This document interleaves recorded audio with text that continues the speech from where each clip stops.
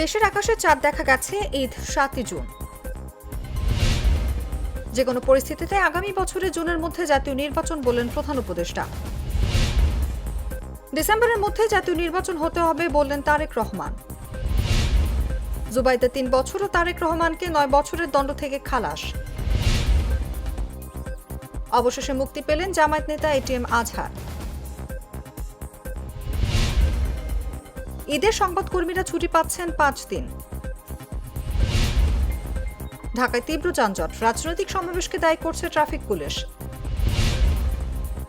চক্ষু বিজ্ঞান ইনস্টিটিউটে তাণ্ডব, আতঙ্কে হাসপাতাল ছেড়েছেন চিকিৎসক সেবা প্রার্থী।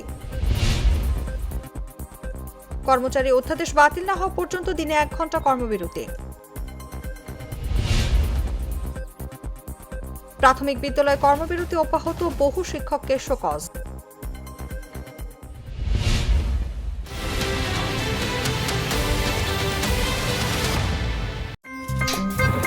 আমার একটা স্মার্ট সিদ্ধান্তে 25% গ্যাসের খরচ কমেছে। ভাবছেন কিভাবে? সাধারণ গ্যাস স্টোভ বদলে আমি এনেছি আরএফএল গ্যাস স্টোভ। এর সাইন্টিফিক নজল ও ব্রাস বার্নার ক্যাপ সমানভাবে তাপ ছড়িয়ে রান্না করে দ্রুত, তাই গ্যাসও বাঁচায় 25%, টাকাও বাঁচে 25%। আরএফএল গ্যাস স্টোভ নিরাপদ ও গ্যাস সাশ্রয়ী।